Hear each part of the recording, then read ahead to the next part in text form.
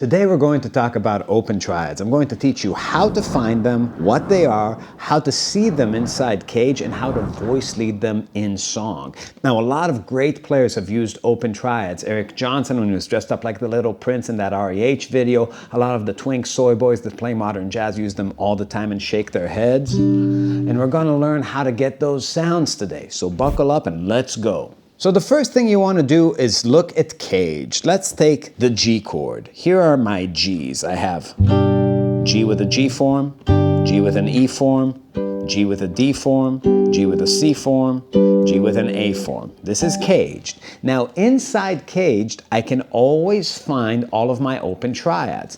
What is an open triad? Well, let's take a look at a closed triad first to understand it. So here's a root position closed triad, meaning 1, 3, and 5 in the same octave.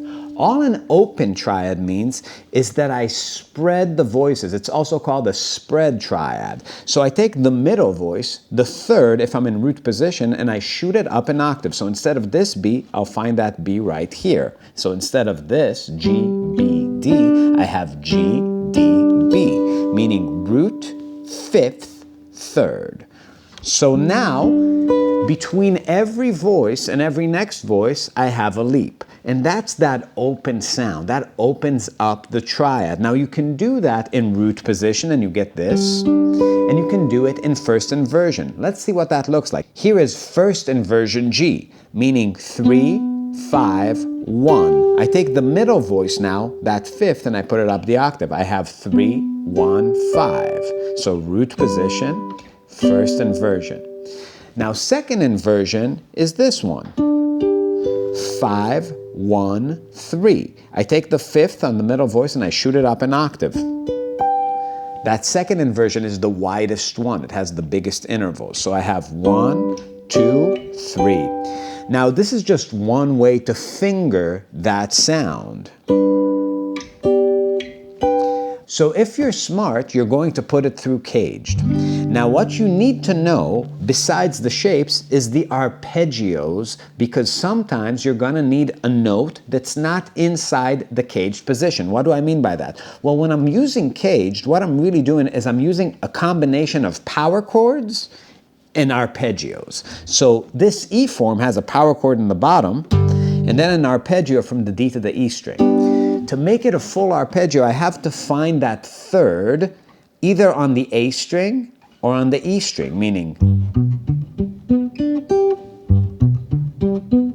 I'm only adding one note to it to make it an arpeggio from a form. Okay, so here is shape 1, shape 2.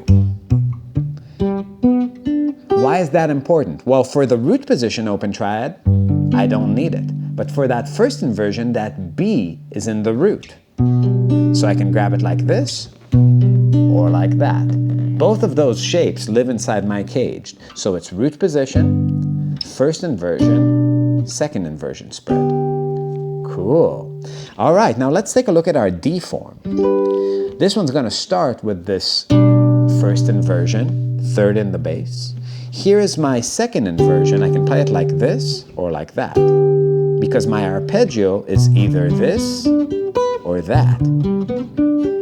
I have two shapes for it, right? By adding to this caged form to create an arpeggio, right? So it's first inversion, second inversion. I like this fingering a little bit better than this one. It's a little less awkward. And root position. So I have 1, 2, 3. In the C form. Now C is the only caged form that is a pure arpeggio. You don't have anything to add to that to make it an arpeggio. So here are my open triads in the C form. First inversion, second inversion, root position, and then another first inversion triad. So here I have 4 in this form. Okay. In the A form, I have second inversion, root position, first inversion. And then finally in the G form, I have root position, first inversion, and then second inversion. All right, so as an exercise, you might want to put on a metronome and try to maybe like do half notes switching between these, right? Just think slow. 1, 2, 3, 4. 1, 2, 3. And then come back back down. Next one.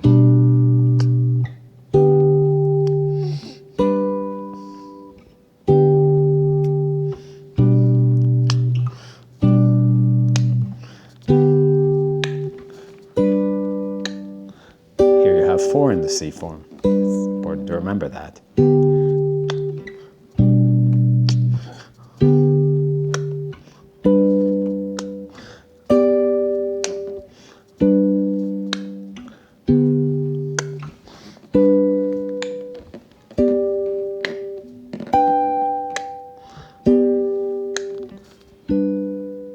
Cool. So that's all my majors. Now let's do minors. All I'm going to do now, I'm not going to change to a different chord. I'm just going to minorize all of my caged forms. So instead of this guy, I have this form. Instead of this one, I have this one. Right? This is E major form, E minor form. D major form, D minor form. C major form, C minor form. A major form, A minor form, and finally G major form, G minor form. So where are the spread triads? Well, root position, first inversion, second inversion. Same kind of thing, right? First inversion, whoops, first inversion, second inversion, root position, second inversion, first inversion, right? In the C minor form, I'm going to start with second inversion, not first inversion, because this one brings me a little bit out of the frame of that form. So second inversion is going to be right here. Root position, first inversion. Root position, second inversion. So in the A minor form, I have second inversion, root position, first inversion. Finally, in the G minor form, I have root position, first inversion, second inversion. So you can run that same half note exercise just to get your bearings, but what you want to do as fast as you can is not just be in this exercisey mode. You want to take it and run it through a song. Learn how to use it in the context of music. It's best to take a song that combines major and minor chords, which most songs do. And for now, to do that, we're going to take a genius masterpiece that's moved billions of people. Hotel California. This is written by a harmonic titan, Joe Walsh, I think. Did Joe Walsh write the song? No, it was like the other 17 guys wrote it without. Shit. All right. Well, let's pretend that Joe Walsh wrote this song, because Joe Walsh, I actually don't know anything about him. I just know that he's in the Eagles. So here are the chords. B minor, F sharp major, A, to E. Then it goes to G, to D, to E minor, to F sharp. Now, if you can't memorize that progression, you have a problem with your IQ. It's really low, and you have to just, I don't know what to do, like math or something, reading, go back to first grade. You can memorize 8 measures of music, you fucking retard. You can do it, I believe in you. Okay, so this is how you do it. You count with your fingers. You go B minor, F sharp, A, E. Now you stop until you have that. Can you say that back to me? B minor, F sharp, A, E, B minor, F sharp, A, E, B minor, F sharp, A, E, B minor, F sharp, A. You got it, right? Okay, next part. G, D, E minor, F sharp. G, D, E minor, F sharp. G, D, E minor, F sharp. You got it? So let's put it all together now. B minor, F sharp, A, E, G, D, E minor, F sharp. Good? All right. So let's put it together with open triads. So how do we do that? Well, we're going to have 3 voice leading options in every caged area. Let's start running through it. So we'll start with the lowest possible. Here's B minor in the second inversion. Here's F sharp in root position. A major in its root position. E major in its first inversion. G in its root position. Then we have D in its first inversion. E minor first inversion. Listen to how beautiful that is. Yeah, Mr. Walsh. Where are you gonna go next, Mr. Walsh?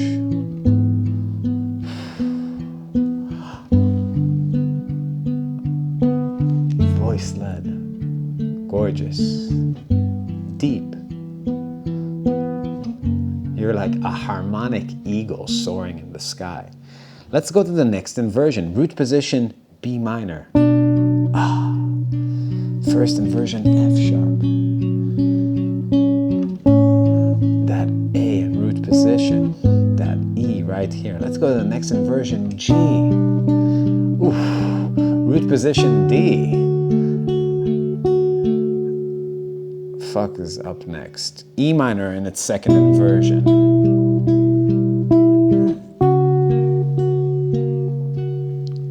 Oh, pretty good, right? So here you can go B minor first inversion, F sharp second inversion. I'm gonna go up to A second inversion, E root position, G second inversion, D root position, first inversion. Then I can go E minor first inversion, no, root position. There we go. And then I cheated, I went up to that F sharp. Now in the next caged form, you can do the same exact shit. We're not gonna go through all of them. That's what Patreon is for. But I can show you the next one. So here I have this B minor in the G minor form, going to F sharp in the D form, to A major in the root position, to E in the C form, right here, G in the D form. Then I have second inversion D. Then it goes to E minor, and I'm going to use that second inversion, and then end on the F sharp in the first. So listen to how pretty that is.